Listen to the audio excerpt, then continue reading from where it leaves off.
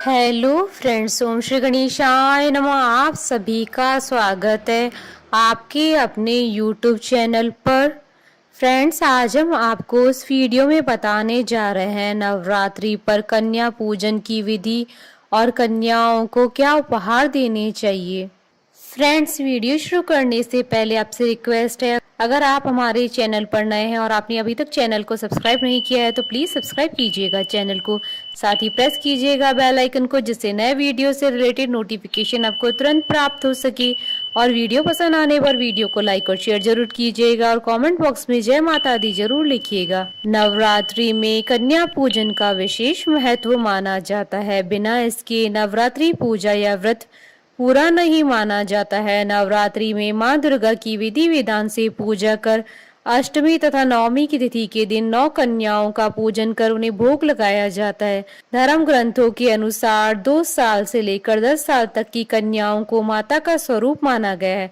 नवरात्रि में आप 1 से लेकर 9 कन्याओं का पूजन कर सकते हैं। 1 कन्या की पूजा से ऐश्वर्य की प्राप्ति होती है, 2 कन्या की पूजा से भोग और मोक्ष, 3 कन्या की पूजा से धर्म अर्थ व 4 की पूजा से राज्य पद, 5 की पूजा से विद्या, 6 की पूजा से 6 प्रकार की सिद्धि और 7 की पूजा से राज्य, 8 की पूजा से संपदा और 9 की पूजा से पृथ्वी के प्रभुत्व की प्राप्ति होती है।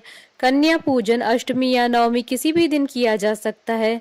2 साल की कन्या कुमारी, 3 साल की कन्या त्रिमूर्ति और 4 साल की कन्या कल्याणी, 5 साल की कन्या रोहिणी और 6 साल की कन्या कालिका, 7 साल की चंडिका और 8 साल की शांभवी और 9 साल की दुर्गा और 10 साल की कन्या सुभद्रा मानी जाती है। नवरात्र के दौरान सभी दिन 1 कन्या का पूजन होता है, जबकि अष्टमी और नवमी पर 9 कन्याओं का पूजन किया जाता है। 2 वर्ष की कन्या के पूजन करने से घर से दुख और दरिद्रता दूर हो जाती है। 3 वर्ष की कन्या के पूजन से घर में धन धान्य की भरमार रहती है, वहीं परिवार में सुख और समृद्धि आती है। 4 साल की कन्या के पूजन से परिवार का कल्याण होता है, वहीं 5 वर्ष की कन्या के पूजन से व्यक्ति रोग मुक्त रहता है। 6 साल की कन्या के पूजन से विजय और विद्या और राज्य योग मिलता है और 7 साल की कन्या के पूजन से घर में ऐश्वर्य की प्राप्ति होती है और 8 साल की कन्या के पूजन से सभी कार्यों में विजय मिलती है और 9 साल की कन्या के पूजन से शत्रुओं का नाश होता है और असाध्य कार्य भी पूरे हो जाते हैं और 10 साल की कन्या के पूजन से भक्तों के सारे मनोरथ पूर्ण होते हैं। कन्या पूजन के विषय में कथा मिलती है कि माता के भक्त पंडित श्रीधर की कोई संतान नहीं थी। एक दिन उन्होंने नवरात्र में कुंवारी कन्याओं को आमंत्रित किया।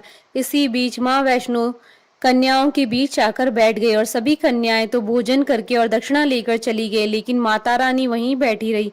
उन्होंने पंडित श्रीधर से कहा कि तुम एक भंडारा रखो और उसमें पूरे गांव को आमंत्रित करो। इसी भंडारे में भैरवनाथ भी आया और वहीं उसकी अंत का आरंभ हुआ। माँ ने भैरवनाथ का अंत करने के साथ ही उसका उद्धार भी किया। फ्रेंड्स, अब आइए जानते हैं कन्या पूजन की विधि। कन्या पूजन के लिए कन्याओं को एक दिन पहले सम्मान के साथ आमंत्रित करें। खासकर कन्या पूजन के दिवस ही कन्याओं को यहाँ वहाँ से एकत्रित करके लाना उचित नहीं होता है। गृह प्रवेश पर कन्याओं का पूरे परिवार के साथ पुष्प वर्षा से स्वागत करना चाहिए। नव दुर्गा के सभी 9 नामों के जयकारे लगाने चाहिए। कन्याओं को आरामदायक और स्वच्छ स्थान पर बैठाकर सभी के पैरों को स्वच्छ पानी या दूध से भरे थाल में पैर रखवाकर अपने हाथों से उनके पैर धुलाने चाहिए। पैर छूकर आशीष लेना चाहिए और कन्याओं के पैर धुलाने वाले जल या दूध को अपने मस्तिष्क से लगाना चाहिए। कन्याओं को स्वच्छ और कोमल आसन पर बैठाकर पैर छूकर आशीर्वाद लेना चाहिए। उसके बाद कन्याओं को माथे पर अक्षत फूल कुमकुम लगाना चाहिए।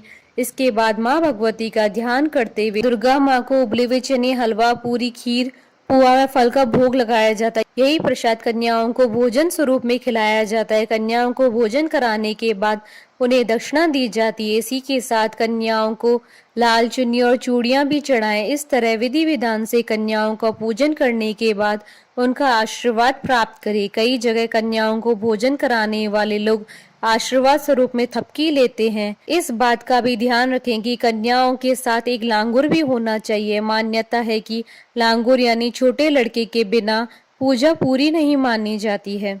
फ्रेंड्स, अब आइए जानते हैं नवरात्रि में कन्याओं को क्या उपहार दिए जाने चाहिए। नवरात्रि में जब भी कन्याओं को भोजन के लिए बुलाएं तो उन्हें श्रद्धा पूर्वक श्रृंगार सामग्री भेंट की जा सकती है। क्योंकि उन कन्याओं में देवी भगवती का ही वास माना जाता है, लिहाजा मां को श्रृंगार का सामान उपहार में दिया जा सकता है। मान्यता है कि इससे मां प्रसन्न होती है और सुख और समृद्धि व सौभाग्य का आशीर्वाद देती है। छोटी छोटी कन्याओं को पढ़ाई लिखाई का कोई भी सामान दिया जा सकता है जो उनके लिए उपयोगी भी साबित हो। उनकी उम्र के लिहाज से कोई भी किताब, कॉपी, पेंसिल, रंग दिए जा सकते हैं जिसे वो प्रसन्नता से ग्रहण करेंगी। ऐसी मान्यता है कि जब भी कन्याओं को विदा किया जाता है तो उन्हें चावल दिए जाते हैं। शादी के बाद भी विदाई के दौरान लड़की को हाथ में चावल देकर ही विदा किया जाता है। इसलिए माना जाता है कि नवरात्रि में जब बाल कन्याएं घर में आए तो उन्हें चावल उपहार स्वरूप दिए जा सकते हैं। इससे आपका घर धन धान्य से भरपूर रहेगा और घर में संपन्नता बनी रहेगी। चांदी का सिक्का देना भी कन्याओं को काफी शुभ माना जाता है, लेकिन अगर सामर्थ्य न हो तो कन्याओं को इच्छा अनुसार 5, 11, 21 या 101 रुपए भी दिए जा सकते हैं। माँ को लाल रंग अति प्रिय है, इसलिए बाल कन्याओं को भोजन के बाद लाल रंग के वस्त्र उपहार में दिए जा सकते हैं। खास तौर पर लाल रंग की चुनरी, जिसे ओढ़कर वो कन्याएं काफी प्रसन्न होती हैं। इससे श्रद्धालुओं को माँ का आशीर्वाद प्राप्त होता है। हमारे साथ इस वीडियो में अंत तक बने रहने के लिए आपका धन्यवाद। ओम श्री गणेशाय नमः। जय माता दी।